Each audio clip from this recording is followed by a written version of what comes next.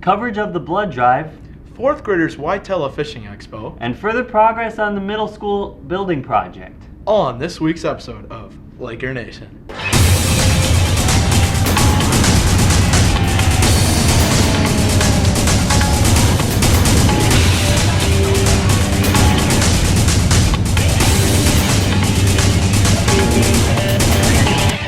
Hello, and welcome to this week's episode of Laker Nation. We're your hosts, Chase Lang and Wyatt Dieterman. It's my first time hosting. Really, I've done this a lot. Well, I would have hosted sooner, but I wasn't mature enough, according to Rick. Alright. Congratulations to Jake Grunhagen for being named CMC Player of the Week.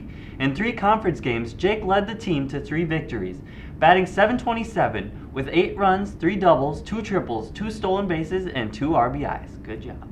In track, the girls' 4x100 relay race broke their own school record. Relay participants were Jenna Benson, Taylor Smeda, Destin Butruff, and Marissa Fiki. Congratulations, girls. Good job. Yeah, that's awesome. You're in track. Yeah, it's done now. I was, yeah. We start out this week's episode with some coverage of our biannual blood drive. Let's go to me for the report. I thought we figured this out. The second blood drive of the year has just occurred on Thursday, May 14th, 2015. This event is organized and executed by the Howard Lake Waverly Winstead FFA chapter. Many students and staff participated in donating up to 2 pints of blood for those in need. The event took place in the high school gymnasium during school hours. Students were able to leave class in order to donate. Blood donations help millions of patients in need.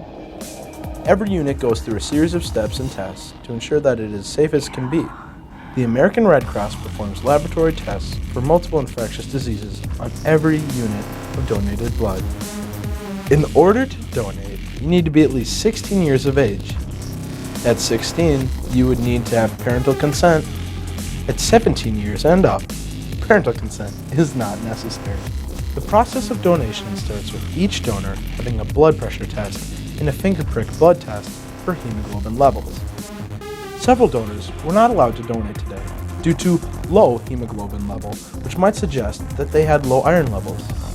Donating blood can reduce the iron levels significantly, so starting off with low levels is not allowed. They have you lay down on a bed and ask you clarifying questions to ensure they have all the correct information on the donor.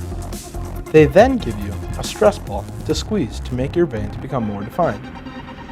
They mark the vein that they are going to draw from and begin sterilizing with iodine the entire area on the arm. At this point, they place the needle for the draw. The blood draw takes about 10 to 20 minutes to complete. All human blood may look alike, but you can't donate to just anyone, and you can't receive blood from just anyone. Different blood types need to be matched correctly. After you complete your donation, you're allowed to choose from a bunch of snacks and beverages to help you maintain your nutrition levels. The American Red Cross gives you a sticker that you donated and a sheet of aftercare instructions. Several weeks after your donation, the Red Cross will send you an official donor card, which will specify your blood type that you can carry with you. This event takes place twice a year here at HLWW. If you would consider being a donor at the next event, please contact a member of the FFA to find out how to sign up. I'm Chase Langan, #Tupac's not dead. Thanks, Chase. Did you donate blood? No, I didn't, because I'm not actually 16. Neither am I. Well, a special thanks to everyone that actually attended this event and donated blood. There are 79 units donated. We continue to increase donations every year. This week in Laker News, the 2015 Summer Strength and Conditioning Program is for HLWW students entering 7th through 12th grade. The 1-hour sessions will take place Monday, Wednesday, and Friday mornings in June and July at the high school track and weight room. More info and registration forms are located in the high school office and on the activity page of the HLWW website. Students, please check your email and complete the survey sent out by a kid named Wyatt Dieterman for KLKR. The 2015 graduation ceremony will take place on Sunday, June 7th at 2 p.m. in the high school gymnasium. Doors will open at 1 p.m. and graduating seniors need to be there by 1:30 p.m. The seniors' last day of school will be Tuesday, June 2nd, and on Friday, June 5th. They will have their senior breakfast and rehearsal at the high school starting at 9 o'clock. Anyone interested in cheerleading for the upcoming fall season, please meet during Laker break in the health office on Thursday the 28th. In sports, boys baseball played 7 games since our last report and won 4 and lost 3. Girls softball played 5 games, winning 3 and losing 1, and the Annandale game ended up in a tie. Track participated in their conference meet in which the boys team took 4th and the girls team took 6th. Great job, teams. The Laker track team also competed in their subsections meet. The girls team placed 3rd and the boys team placed 2nd. Trap shoot results. HLWW took 6th place in our conference. Top 3, Cody Utney with 45, Warren Weir with 44, and Brendan Quadros ended up with a score of 41 out of 50. The boys golf team took 6th in the final CMC standings. Individually for the season, Colin Benson placed 9th and was all conference. Hayden Olamacher-Linetti placed 21st. Noah Benson placed 27th and Anthony Lueck placed 29th. In upcoming events, track sections are Wednesday, May 27th, and there are 17 of our athletes competing. If the boys win their baseball subsection playoff game, then there will be sections next week. Location is to be announced. Now let's go out to Zach, who joined our 4th graders on the annual Woitalla fishing event that took place on Big Waverly Lake. On May 13th, the Waverly community hosted a fishing expo for the Winstead and Waverly 4th grade classes. The kids, along with learning a general love for nature, learned to fish. Parents and community members from all around came to teach this popular pastime in which you put a string in a lake and sit around for potentially hours at a time. Some kids got lucky and managed to catch fish, but fish or no fish, it was a positive learning experience for all the children. Other than fishing off the beaches and docks, students were taken out on pontoons and boats to learn to enjoy the vastness of the lake. At the end of the day, students gathered together for a drawing, in which several lucky students were awarded a ride in a real fire truck back to the school, an experience which they aren't soon to forget. I should know, I won back in my day.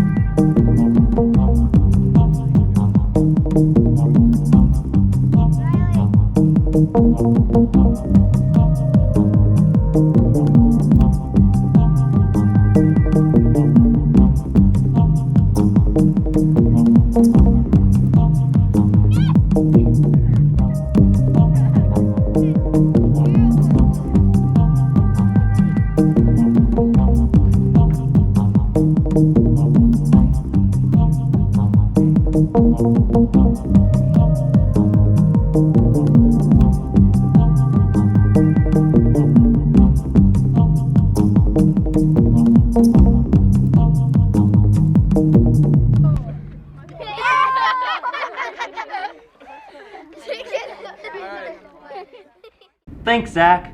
So, how about that fishing expo? I remember when I did that one, I was in, what grade was it, 4th? Yeah, it was 4th grade. I remember that. I didn't catch anything, nobody did. Yeah, I don't. Did someone fall in? Oh God, was it Richie? I think it was Richie, It might have been. if anybody remember that. Oh. Let's go out to CJ for coverage on the new middle school and how that's going. With the middle school students getting excited to be moving into the new building next fall, we decided that it would be a good idea to bring you up to speed on its progress since last March when we took you through it. With all the construction going on, the landscaping will be the last to be completed, as to not disturb it during continued construction. From the outside of the building, you can see that all of the exterior windows are in place with the exception of some of the south side atrium windows to allow workers to transport larger items in and out of the building.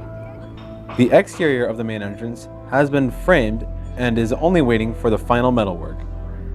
On the interior of the building, most of the framing is complete with the exception of the administrative offices. Electrical throughout the building is in place, including the intercom, speakers, and light switches. Heating and air conditioning units are placed and functional for the many seasons that we encounter. Throughout the interior of the building, most of the windows and doors are in and set. Much of the painting has been completed on the main and upper level. Each classroom is painted with a neutral color and has one accent wall. Most of the floors in the building are cement poured, with the majority of the top floor classrooms being already carpeted. The ceiling tiles are only in place for the majority of the building, where there is lighting attached or venting. The exception to this is the top floor, where most of the ceiling tiles are placed. This, along with the carpeting, gives these rooms the finished look we should expect to see in the classrooms.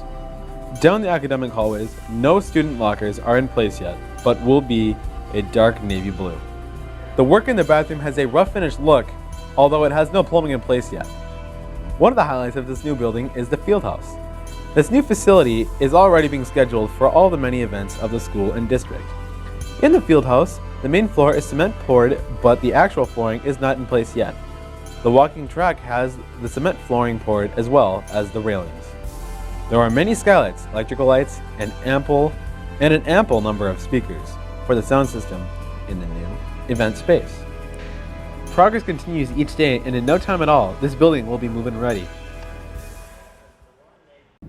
Well, thanks, CJ. So, what did you think about what it looks like? I thought it was enlightening, like that light green, little Seattle Seahawks vibe there. Yeah, did look like the Seattle Seahawks. That does it for this week's episode of Laker Nation. If you have any questions or show ideas, please contact us at our email, klkr@HLWschools.org, and head over to our Facebook and YouTube channel and give us a like. Well, that's going to do it for all of us at KLKR. This is Chase Lang. And Wyatt Dieterman. High five. We did it! See, we made it through. Fade to black. Go hosting. Or whatever happens there. Whoosh.